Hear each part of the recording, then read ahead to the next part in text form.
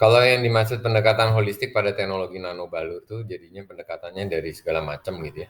Jadi dari pendekatan dari berbagai ilmu. Kalau kita bandingkan pendekatannya pendekatan kedokteran pun juga dari berbagai ilmu juga gitu ya. Cuma prinsip dasarnya dia dari Newton. Lebih banyak dari Newton yang 400 tahun, jadi 400 atau 500 tahun yang lalu, Isaac Newton yang mungkin kita pelajari ilmunya pada waktu SMP juga sudah diajarin ya, pelajaran fisika, mekanika dan sebagainya, dari mobil, kecepatan mobil lah, gesekan dan sebagainya, atau yang sederhana-sederhana itu waktu SMP pun kita udah berkenalan dengan Newton. Sedangkan teori-teori kuantum yang dipakai di teknologi nano balur itu kita ketemunya biasanya kelas 12 atau kelas 11 kalau kecuali yang jurusan IPA, tapi kan mungkin nanti juga sudah nggak ada jurusan IPA IPS, maka mungkin tapi jadi sainsnya tetap ada sih pasti pelajaran kuantum. Kuantum itu mereka yang lebih abad 20 gitu ya. Kalau kita lihat bahwa kedokteran juga ada statistik, ada radiologi, segala macam, jangan campur aduk, jadi ada fisika, kimia dasarnya. Tapi seperti yang saya bilang bahwa yang diurusnya beda. Gitu. Misalnya ilmu kedokteran tentang magnet gitu, magnet masih digunakan di tempat balur pun.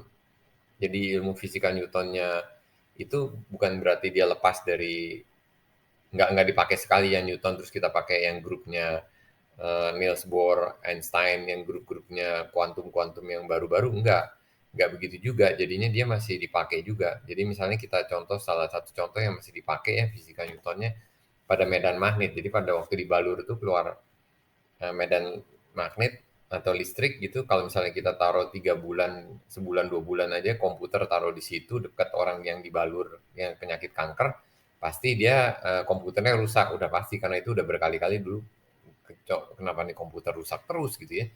Ya itu kena medan elektriknya. Jadi sebaiknya sih pada waktu balur yang handphone dan sebagainya jangan ditaruh di dekat dekat situ karena kalau kena elektriknya terus-menerus, secara terus-menerus dia rusak. Rusak kalau yang orang kanker medannya. Nah, itu penjelasannya paling sederhana.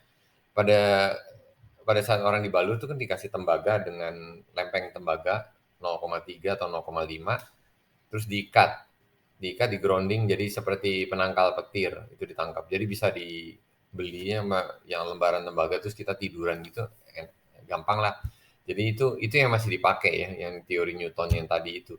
Nah terus pada saat nenek moyang kita tuh kalau ngebalur ngebalur bukan membalur sebetulnya waktu pada mengerik itu pakai bawang seberang lah atau apa di balur juga pernah coba bawang seberang tuh nangkap radikal bebas. Nah, kita kadang-kadang bersendawa gitu kan pada waktu ngerik. Pengeriknya tuh biasanya bersendawa. Nah, kalau mau hilang ya kita taruh dia si pengeriknya itu dan orang yang dikerik itu di atas tembaga. Di grounding kayak itu pasti orangnya nggak akan bersendawa gitu, pasti nggak. Jadi elektronnya kebuang.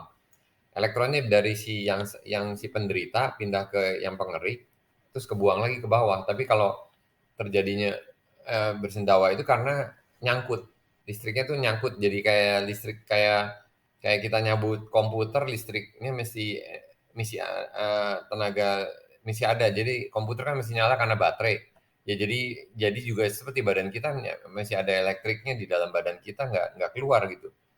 Nah itu kalau tidur di atas tembaga dia pasti hilang langsung jadi itu memang yang banyak orang mulai melupa pada saat pembaluran itu bahwa itu yang paling penting. Nggak perlu minum obat segala macam tetek bengeknya dulu tuh tidur di tembaga sebanyak-banyaknya kalau orang yang penderita kanker dia lebih baik karena di grounding terus gitu ya yang penderita penyakit berat gitu di grounding gitu jadi tentu aja seperti yang tadi dibilang oh kalau orang sakit kanker ya kalau kalau dikerik ya nggak mungkin lah kalau di kanker ya merah cuma kan nggak mungkin penyakit kankernya hilang atau berkurang atau segala macam karena memang dibutuhkan larutan kimia yang untuk mengeluarkan merkuri dan radikal bebasnya untuk menyehatkan kita gitu. Jadi nggak cukup hanya satu satu metode gitu. Di berbagai metode itu yang ada di dalam metode balur tersebut. Yang itu makanya disebutnya holistik.